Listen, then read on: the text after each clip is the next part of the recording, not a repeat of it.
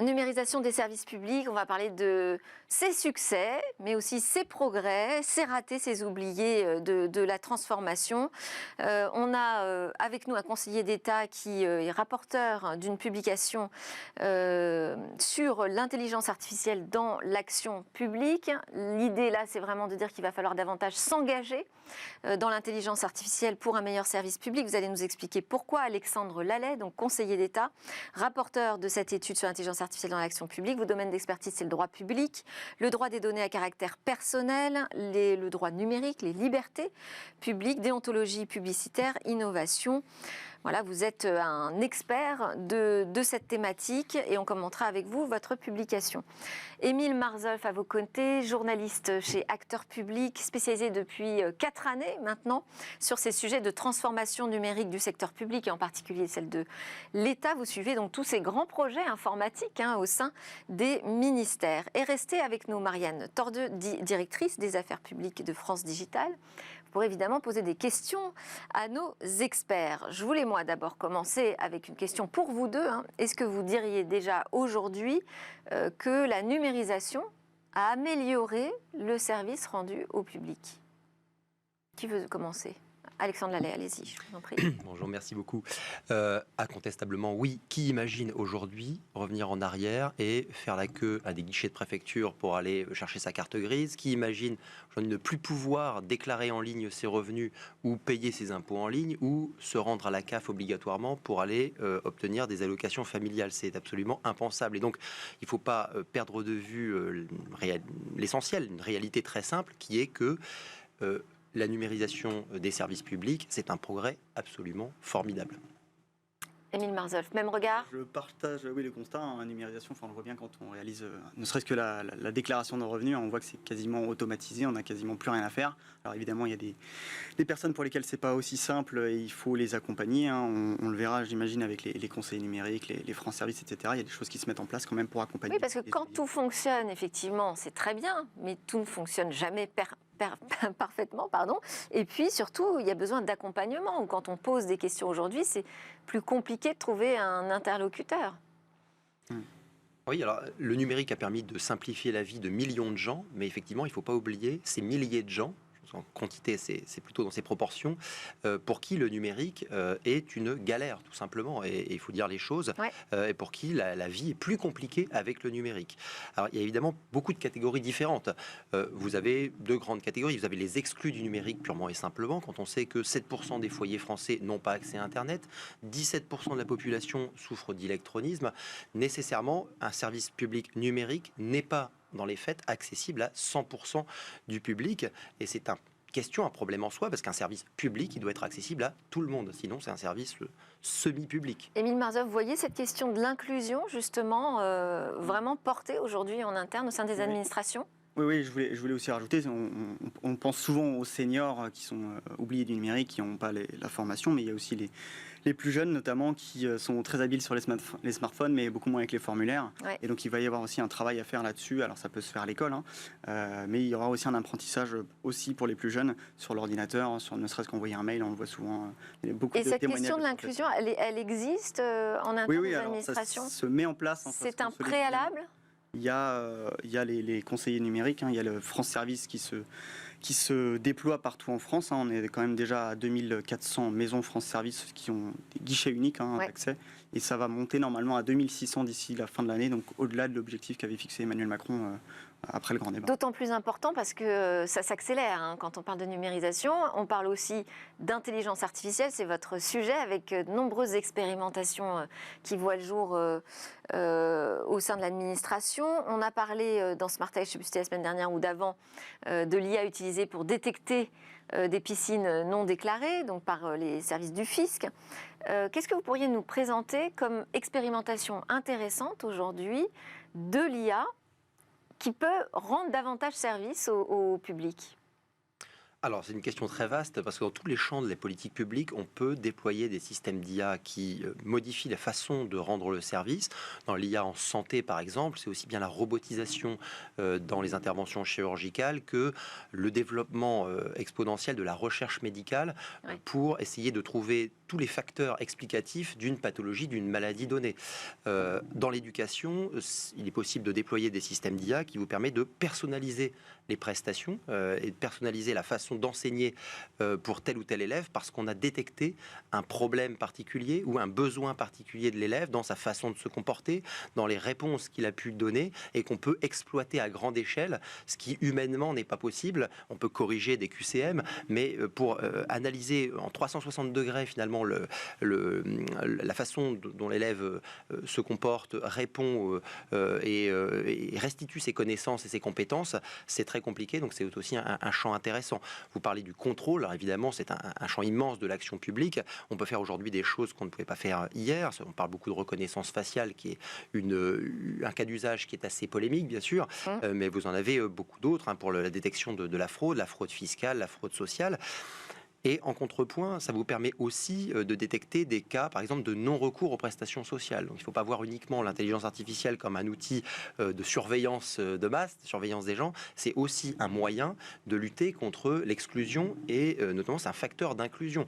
Il ne faut pas opposer numérique et inclusion. Je donne juste un exemple. Vous pouvez tout à fait, aujourd'hui avec les systèmes d'IA et même avant cela, faire des audiodescriptions d'images pour des personnes aveugles ou de la description vocale de texte ou de la traduction de français normal à un français facile à lire et à comprendre, donc accessible pour des personnes qui... Et là, ce dont vous nous parlez, c'est dans l'absolu, on pourrait, ou ce sont vraiment aujourd'hui des expérimentations qui sont étudiées très sérieusement et qui vont voir le jour? Alors pour partie, ce sont des projets qui sont déjà déployés et pour d'autres, ce sont davantage des objectifs ou des idées en fait de cas d'usage. Ce qu'on a constaté dans l'étude, c'est que certaines administrations étaient particulièrement en pointe. C'est le cas dans le contrôle. Alors si on parle de contrôle fiscal, vous parliez de foncier innovant, qui est le projet sur la détection des piscines et autres constructions ou aménagements non déclarés à l'urbanisme. Dans le secteur de la défense, bien sûr, c'est un secteur de pointe. Et puis dans d'autres ministères, c'est encore très balbutiant. On a quelques idées de cas d'usage qu'on pourrait développer, mais guère plus à ce stade. Donc, je dirais qu'on est vraiment aujourd'hui à l'aube du déploiement de systèmes d'intelligence artificielle basés sur l'apprentissage automatique et les réseaux de neurones. C'est vraiment les débuts. Voilà. Et l'objectif de l'étude du Conseil d'État, c'est de dire aux administrations, emparez-vous de ce sujet, emparez-vous de ces outils, n'ayez pas peur et essayez d'expliquer aussi à la fois aux agents publics et aux usagers tous les bénéfices qu'ils peuvent en retirer. Et alors, il y a ce projet qui a été lancé il y a un certain nombre d'années, de ne dire qu'une seule fois l'information administration et que ça puisse être réutilisé ensuite à chaque moment où c'est nécessaire. On en est où, Émile Marzolf, de ce projet? projet? C'est en train d'évoluer. C'est ce qu'on appelle maintenant l'administration proactive, mais c'est la même chose que le dites-le nous une fois, mais en prolongé. Donc c'est ce qu'appelle Emmanuel Macron maintenant la solidarité à la source. Donc c'est une forme d'automatisation. Alors c'est pas basé sur de l'IA, mais ça pourra s'appuyer dessus, j'imagine. L'idée c'est d'échanger les informations entre administrations pour pré-remplir les démarches et pour aller en fait prendre les devants en fait sur les usagers. Donc ça pourra. C'est rien de plus exaspérant que de redonner sans cesse les mêmes papiers, d'aller sans cesse rechercher son acte de naissance pour différentes démarches. Donc on en est où? Est-ce que là-dessus ça a progressé? Oui, alors il y a tout un chantier sur les API notamment qui vont permettre à chaque administration et leur logiciel de communiquer les uns avec les autres pour échanger cette information. Et on parlait tout à l'heure d'inclusion numérique, ça va notamment permettre aussi de rendre accessible plus facilement des démarches en ligne, puisque les personnes qui ont du mal à aller chercher les justificatifs, etc., n'auront plus à le faire. Donc, quelque part, ça leur simplifiera la vie aussi avec le numérique, même si elles ont du mal avec le numérique. Pourquoi c'est si lent, ce type de projet à émerger, à devenir vraiment concret pour le citoyen, finalement? Tout à fait. Alors, je pense qu'il y a deux facteurs ralentissement, deux freins. Il y a un frein technique c'est l'interopérabilité des systèmes d'information. Il faut que les outils numériques de l'administration A et l'administration B se parlent, et ce n'est pas une mince affaire, parce que l'État est un et unique, comme on le sait. En réalité, il est constitué d'une myriade de services, et quand on parle de l'État, c'est uniquement les administrations de l'État. Ensuite, il y a les collectivités territoriales, vous avez les établissements hospitaliers, les organismes de sécurité sociale, j'en passe, et les meilleurs. On pourrait passer la journée à énumérer toutes les administrations publiques. Donc ça, c'est le premier frein. Il faut que les systèmes d'information se parlent entre eux. Or, aujourd'hui, il n'y a aucune obligation pour une administration de développer un système qui parle à l'autre. Donc, je sais pas, on a une DINUM, une direction du numérique, dont c'est le job, non, Émile Marsolf? Il y a eu aussi des engagements qui ont été pris par le gouvernement au comité interministériel de transformation publique sur justement la mise en place d'API pour échanger des informations. Il y a des objectifs très clairs avec un calendrier, avec telle API sera ouverte à tel moment pour fiabiliser ou automatiser telle démarche. Donc là, on a par exemple la demande de bourse pour les bourses scolaires, qui, dès qu'on s'inscrit, en principe, elle peut nous être proposée à partir des informations fiscales. Donc ça, c'est 2022, ça? Oui, ça a été mis en place déjà. Okay. L'autre frein dont je voulais parler, il est juridique. C'est-à-dire qu'a priori, tout le monde est d'accord pour dire je ne veux donner mes informations qu'une fois, ça sera plus pratique pour moi. Mais quand on vous dit oui, mais alors est-ce que je peux réutiliser vos informations pour du contrôle fiscal? Les gens tout de suite sont moins d'accord. Et donc il y a une question de maîtrise de ses propres données, des données à caractère personnel. Et il faut faire attention aussi à la façon dont elles sont utilisées, disséminées au sein de l'administration. Il y a un RGPD, il y a des règles à respecter, la loi de 78 sous le contrôle de la CNIL et du juge administratif.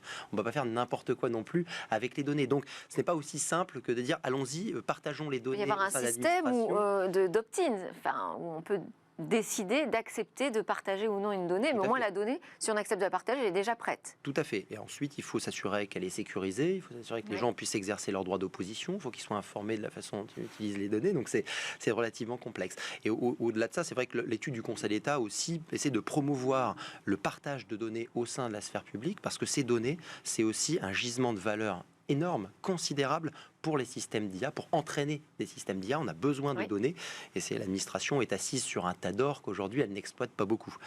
Autant que ce soit nous qui l'exploitions en plus. Les entreprises, les startups, moi je n'attends que Quand je dis nous, je veux dire l'écosystème français. Exactement. Il y a la question, vous l'avez un peu abordée d'ailleurs tout à l'heure Alexandre Lalette, de l'accessibilité des sites de l'État. Aujourd'hui, on est à quel niveau Alors ça dépend dans l'accessibilité, il y a l'accessibilité aux personnes au handicap. Oui. Alors ça progresse, mais on part de très très loin. On était à 13% en 2000. Pour l'instant, j'ai pas l'impression qu'on montre l'exemple. Il y a des initiatives, mais ça se fait petit à petit avec alors notamment l'Observatoire des démarches, où il y a des équipes de designers maintenant qui sont dépêchés pour prendre une démarche en particulier et essayer de la faire monter au niveau de l'ergonomie, de simplicité, etc. Et il y a aussi un volet, justement, dites-le nous une fois, avec le nombre d'informations qui est demandé. Et donc il y a certaines démarches où il faut encore 22 informations à renseigner. Et donc c'est en train de se réduire et ça permet de suivre cette avancée-là. Et donc vous allez me dire, Alexandre Lalette, que l'IA, ça va permettre d'accélérer sur cette accessibilité des sites ? Oui, en partie, mais c'est une problématique qui va bien au-delà de l'IA. C'est vrai que sur les personnes handicapées, c'est un sujet en soi. Selon le dernier décompte, je crois, du Défenseur des droits, on a moins de la moitié des démarches administratives qui sont vraiment accessibles aux personnes handicapées, ce qui est quand même effectivement, ce qui est quand même assez peu. Mais on comprend que les choses se font progressivement. C'est un peu comme la mise aux normes des bâtiments. Ça prend du temps parce qu'on remet en chantier des applications, mais à ce moment-là, on les rend accessibles aux personnes handicapées. C'est aussi la raison pour laquelle ça traîne. Et puis, il y a une question aussi juridique. Le Conseil d'État y est attentif. Pour des démarches administratives sensibles qui s'adressent à des publics vulnérables, comme les demandes de titres de séjour, le Conseil d'État a récemment dégagé une obligation juridique pour le gouvernement de prévoir dans les textes deux dispositifs. Un dispositif d'accompagnement, d'un accompagnement humain, d'accueil dans les locaux de l'administration pour ceux qui ne savent pas se servir de l'application en ligne depuis chez eux ou depuis une association, et puis un dispositif de substitution, de secours, lorsque l'application ne fonctionne pas pour la personne en question, parce qu'il arrive qu'avec la complexité des règles, vous vous trouviez en dehors de l'application. Il n'y a pas la case qui correspond à votre situation. Alors la substitution, c'est-à-dire toujours proposer la version papier? Alors non, l'idée ce n'est pas évidemment d'avoir toujours le choix entre les deux, mais d'avoir une alternative constamment entre papier et numérique. C'est un peu ce que propose le défenseur des droits, mais ça ne me paraît pas très réaliste pour tout dire. En revanche, lorsqu'on a épuisé les possibilités d'accompagnement et lorsque véritablement l'application elle-même dysfonctionne ou n'a pas été conçue pour prendre en compte votre situation particulière, il faut pouvoir alors avoir une espèce de roue de secours ultime par le biais d'un humain. Et comment alors Donc comment il serait un SAV, un service téléphonique Absolument, par exemple, un guichet? Il y ait au bout du bout un interlocuteur humain. Ça, c'est une condition sine qua non de la confiance dans les services numériques, dans le déploiement des services numériques. Et comment on fait ça? L'IA, effectivement, est une réponse. Pourquoi? Parce que en automatisant des tâches administratives qui aujourd'hui sont faites à la main par des agents publics, vous dégagez de la ressource humaine. Et cette ressource humaine, alors vous pouvez faire des économies bien sûr, mais le gouvernement peut aussi, ou les administrations peuvent aussi décider d'en affecter une partie à l'accompagnement humain des publics qui en ont vraiment besoin. Si vous automatisez 95% de la prestation, il vous restera 5% des gens à qui vous pouvez proposer une prestation de meilleure qualité qu'aujourd'hui. C'est ça le pari qu'il faut faire, c'est ça qu'il faut arriver à réussir. Sur cette question de proposer l'alternative papier partout, tout le temps, sur tous les services publics, quelle est votre opinion là-dessus, Émile Marsolf? Alors, il y a le défenseur des droits, notamment, qui avait mis un rapport, vous mentionnez les titres de séjour, où là, justement, ce qui avait été problématique, c'est que même si toute la démarche, si la démarche pouvait se faire en guichet, par exemple, il fallait prendre un rendez-vous, quoi qu'il arrive, par Internet. Donc, il peut y avoir différents jalons dans la démarche qui font que l'accès peut être stoppé pour une personne qui n'a pas accès au numérique, tout simplement. Après, il y a aussi des démarches qui se lancent pour faciliter l'accès. Grâce au numérique, des solutions en fait, qui émergent. On a France Connect, par exemple, ça permet de simplifier la connexion. Il y a aussi Aidant Connect, qui est un dérivé qui permet aux aidants, donc aux travailleurs sociaux par exemple, quand ils accompagnent des usagers en difficulté, de sécuriser la connexion et de les aider à faire la démarche. Et puis il y a aussi un autre service qui va voir le jour, alors je ne sais pas si c'est encore déployé ou c'est en expérimentation c'est sûr, qui s'appelle France Connect Procuration, où pour le coup là on pourra donner une procuration à un proche pour qu'il réalise complètement la démarche à sa place. Et non pas, c'est une forme d'aidant, mais c'est un proche et ce sera plus rapide. Intéressant. Alors, vous avez évoqué le problème de la sécurisation, parce que finalement, ces outils qui sont... Parce qu'il y a le problème de la transformation des équipes, il y a le problème juridique, il y a le problème informatique, mais il y a aussi le problème de la cybersécurité. Aujourd'hui, ces outils qui permettent de se connecter avec un identifiant unique pratiquement, c'est-à-dire qu'on peut choisir, par exemple, ce soit via Amélie qu'on se connecte à n'importe quel site de l'État. Est-ce que ça pose aujourd'hui des questions de sécurité? Comment est-ce que c'est envisagé? Parce qu'au niveau européen, on est vraiment en train de resserrer la vis là, sur les questions d'identifiant et d'accès. En fait, France Connect, c'est parti d'une bonne idée, je ne sais pas, mais en tout cas, on ne pouvait pas faire l'identité numérique forte. Ouais. Donc, on est parti sur ces identifiants existants, mais qui ne sont pas en fait c'est pas vraiment des fournisseurs d'identité, Amélie, etc. Ils avaient des comptes existants. On s'est dit, on va s'appuyer là-dessus. Donc, ça a simplifié les choses, ça a accéléré l'adoption de France Connect, mais en contrepartie, par contre, en effet, ça peut donner accès, une fois que les identifiants sont volés, ça peut donner accès à toute la myriade de services publics et privés d'ailleurs accessibles. Et c'est pour ça aussi d'ailleurs que par exemple, les banques qui sont invitées, elles peuvent utiliser France Connect. Elles ne le font pas parce qu'il n'y a pas de niveau substantiel ou élevé de sécurité. Parce qu'elles ont une réglementation au niveau européen qui leur impose le double, la double identification. Merci. Ça, là-dessus, vous avez travaillé sur cette question de la sécurité, comment renforcer la sécurité tout en ne perdant pas la simplicité d'accès? C'est un sujet qu'on évoque dans l'étude sur l'IA, alors qui dépasse de loin le sujet de l'intelligence artificielle, bien sûr, mais l'IA soulève des difficultés particulières de vulnérabilité qui sont liées notamment aux données qu'on utilise pour entraîner les modèles. Il y a des problématiques d'empoisonnement des données. On peut effectivement modifier, altérer les données à la source pour ensuite rendre le système d'IA vulnérable, inutilisable. Et on peut aussi, en aval, leurrer le système d'IA parce que sur de la reconnaissance d'images ou la vision par ordinateur en général, on sait que les systèmes d'IA peuvent être assez fragiles, assez instables en réalité. Il suffit de changer un pixel pixel ou deux sur une image pour avoir un résultat ou une suggestion, une recommandation qui est aberrante en fait, qui n'a rien à voir avec la réalité. Donc ça, c'est une problématique propre à l'IA.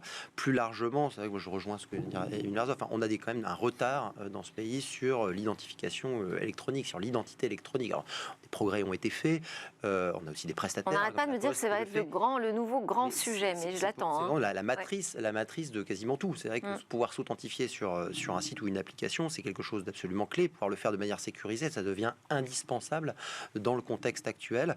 Et on peut regretter en effet qu'on n'ait pas davantage investi. Absolument. Voilà, l'identité numérique. Ouais. Tout à fait. Vous avez des prestataires comme La Poste qui se sont engagés, et puis l'État a progressé, mais les projets ont pris beaucoup de retard et ne se sont pas forcément concrétisés. Donc on a englouti pas mal de moyens publics pour un résultat qui est assez décevant finalement, alors que ce devrait être un des points de départ finalement dans le numérique du service public. On a épuisé tout notre temps sur ce débat. Je voulais quand même vous poser la question de la condition de la confiance, parce que l'adoption des services publics numérisés, ça passe par la confiance. Émile Marzoff.